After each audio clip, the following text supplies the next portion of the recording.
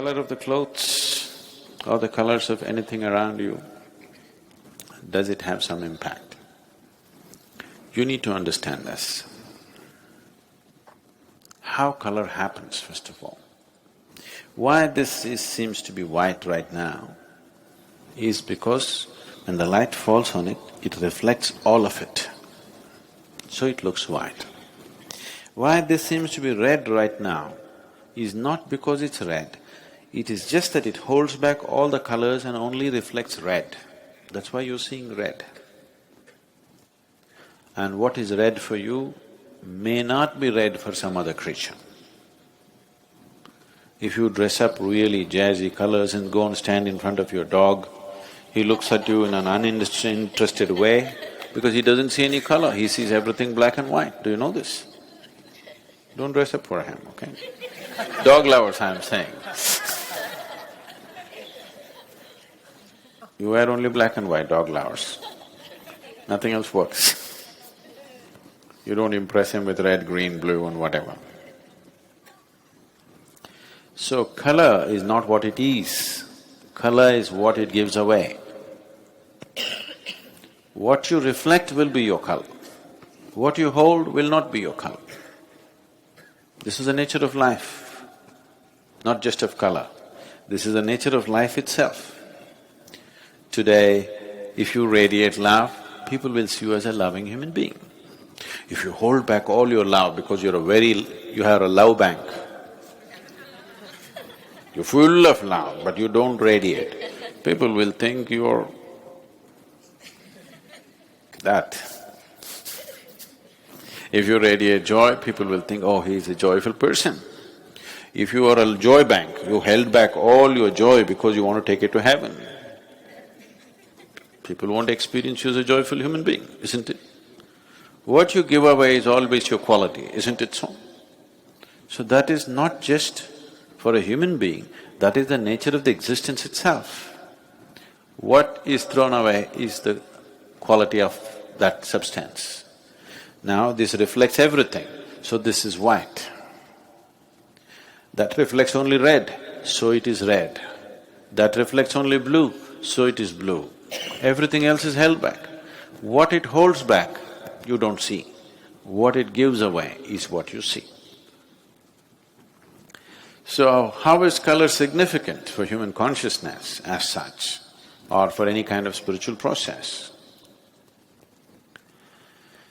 It is significant in the sense that the color that you reflect will naturally add to the aura that you carry.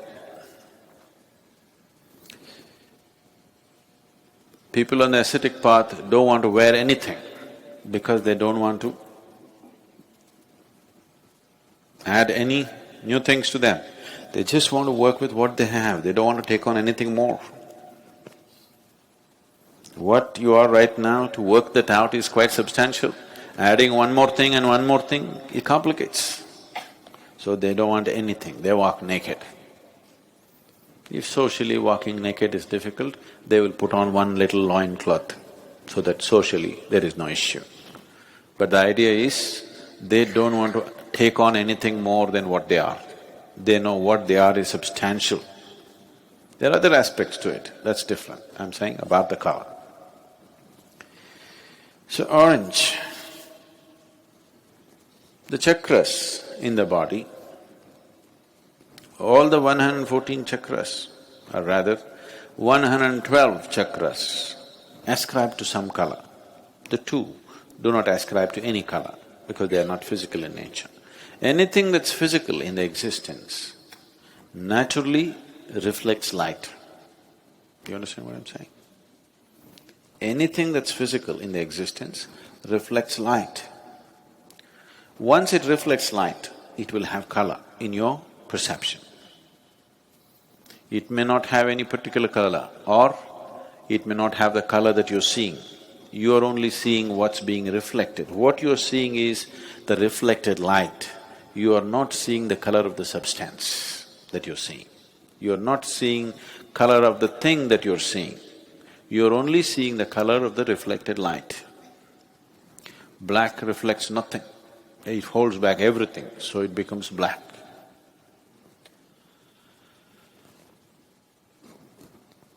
You see,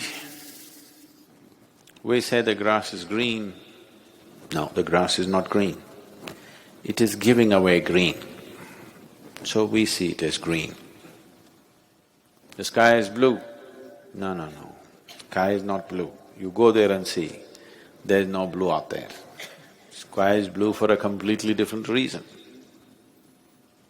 Because the refraction quality of the color blue is different from the other colors, that's why the sky is blue.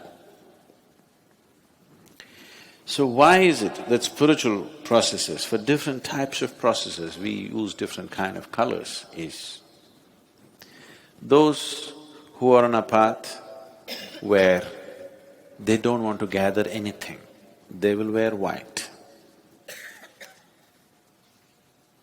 Those who are into a different kind of sadhana, if their sadhana is mild, but they're on the spiritual path, but they're involved with various aspects of life, they don't want to gather life around them. They want to be participating in life, but they don't want to gather anything.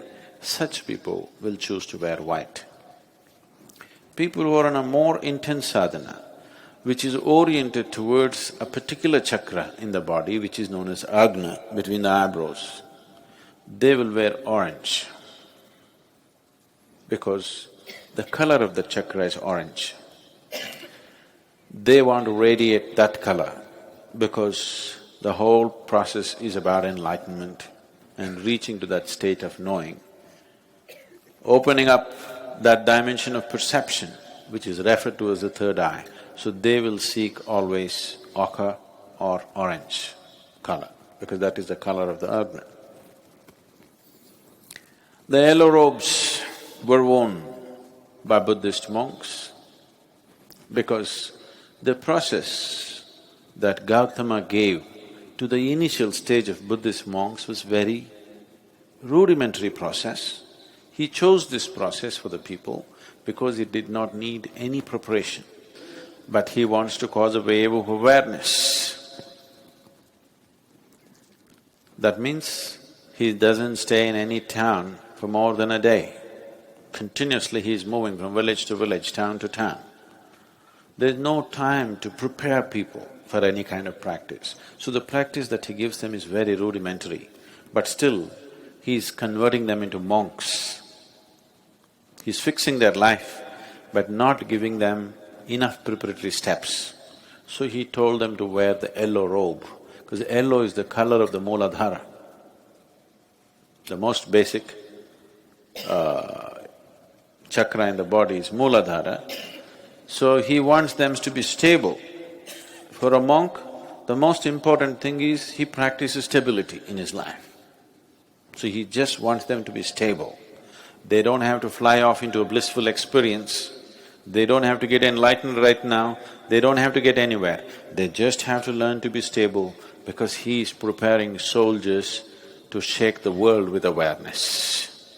So he told them to wear yellow robes. Later on, when they graduated to what he called as arhats, the arhats in the Buddhist tradition wore ochre robes, that is orange, as all the Indian sannyasis wear. But then after Gautama passed away, when they tried to spread the Buddhist way of life, people in India, there were at least 30% of the population were sannyasis or monks by nature. By culture, it was just like that. So this one more set of monks, they just accepted them and they became kind of part of them. They couldn't maintain a distinct identity. So from ochre, they shifted to a little more maroonish color, more for an identity's sake, because they would simply mix with all the other yogis and monks who were walking all over the place. So they wanted to set up a distinct identity, so they switched to a little maroonish color later on. But the basic Buddhist color is still yellow,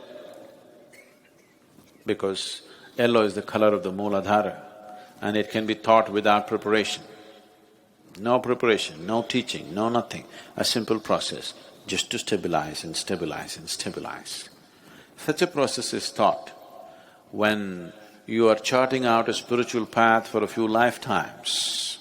See, that tradition still continues in the Buddhist way of life. They keep coming back and coming back to do more work and more work because the process is such, it's of stabilization, not of realization. So that's why the yellow. Devi is always red because red is the most vibrant color. Of all the colors, red is the most vibrant color and feminine represents that. Whether you like it or not, there is a longing in a woman to be like a flower. Because nature has given that possibility for her. There is a certain quality in the feminine which is flowery.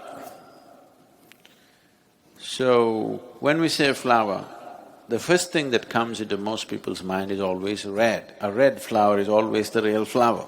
Other things are on the way. Red is vibrant. It is the color of vibrance.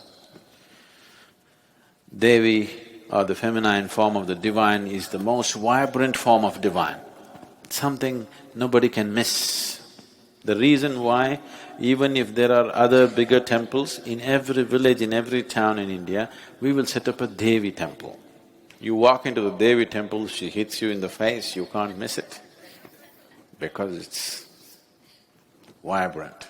The color of vibrance is always red. It doesn't matter what kind of a person you are, if you come dressed in full red clothes, suddenly people will think you're vibrant, even if you are not. Yes or no? Red dress suddenly sets you off like you're vibrant. And to do certain type of sadhana, which is Devi-oriented, red is needed. The most important things in your life are usually red, you know. Your blood is red. It's not red enough, you go down, you know. Flowers are red, the rising sun can become reaching towards red.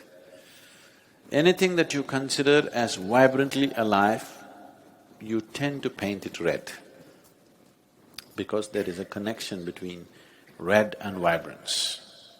And Devi is manifestation of vibrance that you cannot miss. So, the Devi temples always have very active involvement of red. In many ways, only red flowers are used. Blood is spilled all over the place. We don't do the blood business, but one way or the other, it needs a lot of spilling of life.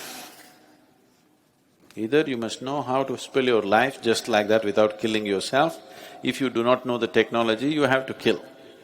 We know the technology, so we don't kill. Somebody else who do not know the technology of spilling life without killing the body, they will cut the body. Most Devi temples have daily sacrifice. So colors have some impact. It definitely influences a few things, but it's not everything.